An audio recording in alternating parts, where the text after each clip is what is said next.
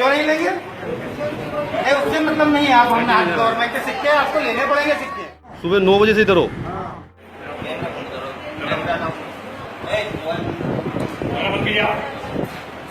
इस तरह की घटनाओं का घटना हम भारतीयों की जिंदगी में बड़ा ही आम बात है। इसलिए आज के इस एपिसोड में हम बात करेंगे, जब आप परेशान होते हुए बैंक कर्मचारी के द्वारा आप सब कुछ सही होने के बावजूद भी आपका काम नहीं हो पाता है और उस बैंक में शिकायत करने पर भी सुनवाई नहीं होती है, तो आप क्या करोगे, तो आप किसकी मदद लोगे, इस वीडियो में हम बात करेंगे। लेकिन उससे पहले इन बैंकों की जरा सच्चाई मैं आपको बता देता हूं। दोस्तों, भारत में जितने सारे बैंक हैं, इन बैंकों में नंबर 1 पर आता है ग्राहक जिससे परेशान है। अगर हम बात करें तो स्टेट बैंक ऑफ इंडिया, जी हाँ, SBI। आज इस वीडियो को बनाने से पहले मैं सुबह कई सारे वीडियोस देखा यूट्यूब पर, कई सारे ऐसे वीडियोस देखा। उन वीडियोस में ज़्यादातर जो बैंक था वो स्टेट बैंक ऑफ इंडिया था। ज़्यादातर कमेंट्स जो थे वो स्टेट बैंक ऑफ इंडिया के खिलाफ था। खास मैं पर्सनली बहुत सारे लोगों से आज या आज से पहले, या मेरा कुछ एक्सपीरियंस भी है, मैं इस वीडियो में आपके साथ शेयर करने वाला हूँ।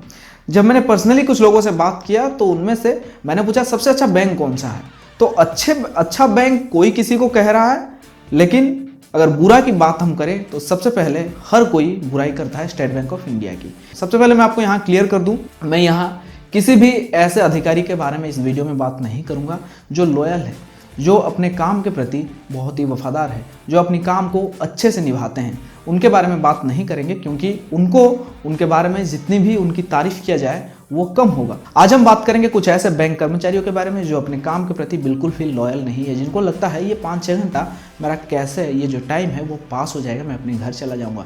जो अपने आने वाले हर एक कस्टमर को, हर एक ग्राहक को दुश्मन जैसा ट्रीट करता है। SBI यानी कि स्टेट बैंक ऑफ इंडिया, ये भारत का एक प्रमुख बैंक होने के बावजूद भी यहाँ कई सारी ऐसी चीज़ें, ऐसी गलत चीज़ें आप देख सकते हैं। मैंने आज एक वीडियो में देखा जहाँ एक बंदा जाता है कुछ सिक्के लेकर डिपॉजिट करने के लिए, तो वहाँ उस बैंक के कर्मचारी को कहते हुए साफ साफ मैंने सुना कि हम इन सिक्कों को एक्सेप्ट नहीं कर सकते, यानी कि हम बैंक में सिक्के डिपॉजिट नहीं करेंगे। अगर बैंक वाले इन सिक्कों को डिपॉजिट नहीं करेंगे तो हम क्या इन्हें पौधा उगाएंगे? नहीं, क्या करेंगे हम इन सिक्कों का? मैंने कई बार देखा है, कई जगहों में दुकानदार जो है वो एक्सेप्ट नहीं करते इन सिक्कों का, तब हम उन्हें बताते हैं कॉइन्स के बारे में, ये जो कानून है, कानून समझाते हैं कि अगर आप इनको एक्सेप्ट नहीं करोगे तो ये कानूनन जुर्म है, आपको करना पड़ेगा। तो क्या अब हम आम आदमी जाकर इन बैंक वालों को समझाएंगे कानून कि ये कॉइन्स आपको रिसीव करने पड़ेंगे, डिपॉजिट करने पड़ेंगे? बात यहाँ सिर्फ कॉइन्स को लेकर नहीं है। एक अकाउंट खुलवाने से लेकर के mobile number registration, email ID registration तक बहुत सारे समस्याओं का सामना करना पड़ता है ग्राहक को।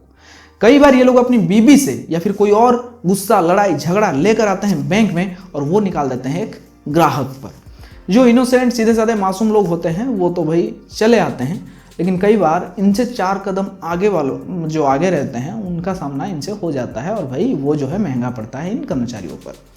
मैं यहाँ अपना एक छोटा सा एक्सपीरियंस आपके साथ शेयर करना चाहूँगा। छोटा है मगर पूरी ज़िंदगी में इस चीज़ को कभी भूल नहीं सकता हूँ कि मेरे भारत में ऐसी चीज़ों का सामना करना पड़ रहा है।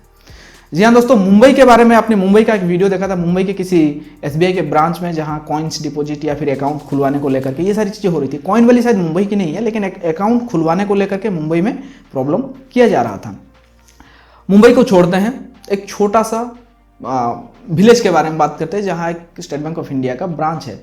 वहाँ मैं गया था किसी काम से, काफ़ी छोटा एरिया है, बहुत ही पढ़े लिखे लोग नहीं है, अनएजुकेटेड एरिया है। वहाँ मैं उस ब्रांच के अंदर जाके मैं बैठा हूँ, तभी एक लगभग 60 to 65, 60-65 साल उम्र के एक बुजुर्ग आते हैं। वो मेरे पास बैठते हैं, बोलते बेटा मेरा जो फॉर्म है इसे फिलअप कर दो।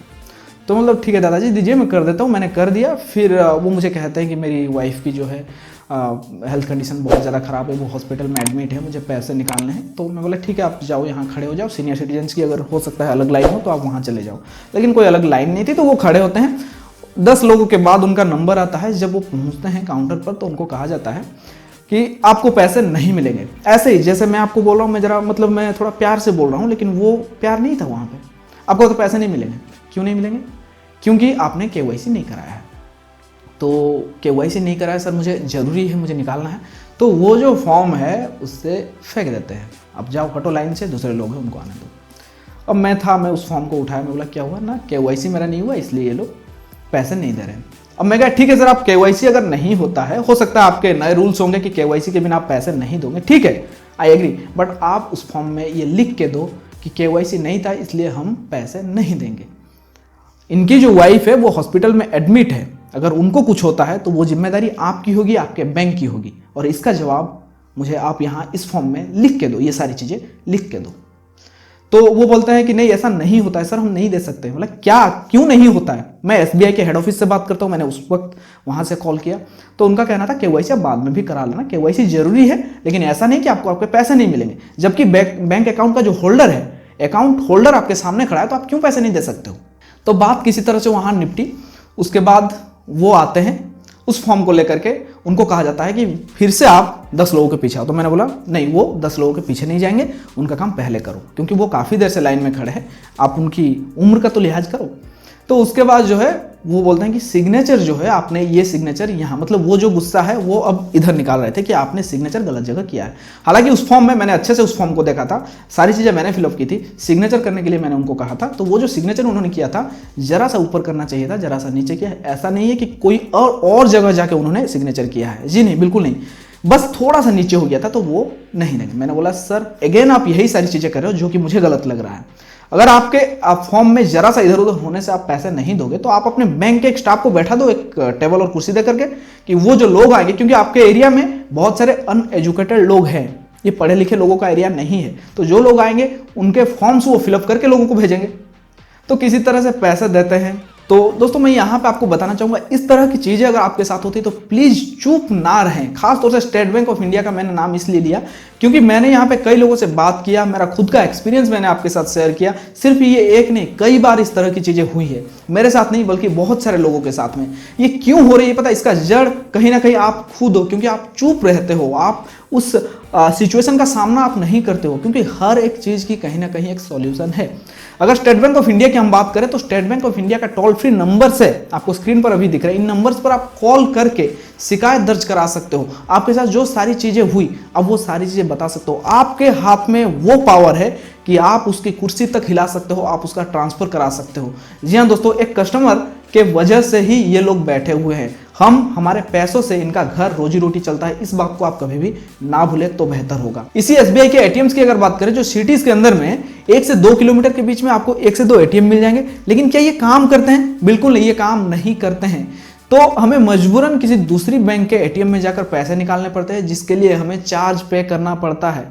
जब हम किसी और बैंक को चार्ज देंगे तो हम आपकी बैंक में क्यों अकाउंट रखेंगे? दोस्तों एक जरूरी बात आपको बताना चाहूंगा, जिस भी किसी बैंक में आपका अकाउंट है और उस बैंक की वजह से आपको कोई परेशानी होती है तो सबसे पहले आपको शिकायत दर्ज कराना पड़ेगा उस बैंक में। जी हाँ, बैंक मतलब ब्रांच में नहीं, कस्टमर केयर को आप कॉल करके करा सकते हो, ईमेल के जरिए आप करा सकते हो। मेरे हिसाब से बेटर होगा आप कस्टमर केयर को कॉल करो। जिस भी स्टाफ की वजह से आपको परेशानी हुई है या फिर जो भी कुछ हुआ है वो सारे डिटेल्स, अगर किसी स्टाफ की वजह से होती है तो उसका नाम आपको बताना पड़ेगा, तो वो बताइए, शिकायत दर्ज कराइए। अगर आपकी कोई सुनवाई नहीं होती है तो आप आरबीआई के पास करा सकते हैं। आरबीआई के पास किसी भी बैंक का शिकायत आप दर्ज करा सकते हो, उसका लिंक जो है मैं नीचे डिस्क्रिप्शन पर दे दूंगा, आप यहां से उस वेबसाइट में जा करके शिकायत को दर्ज करा सकते हैं। तो वीडियो अच्छा लगे तो वीडियो को लाइक करें, शेयर करें, इस जानकारी को दूसरों तक पहुंचाने के लिए, मुझसे जुड़ने के लिए चैनल को सब्सक्राइब करें। चलता हूं, फिर मिलूंगा एक और नए एपिसोड में, तब तक के लिए टेक केयर, बाय बाय।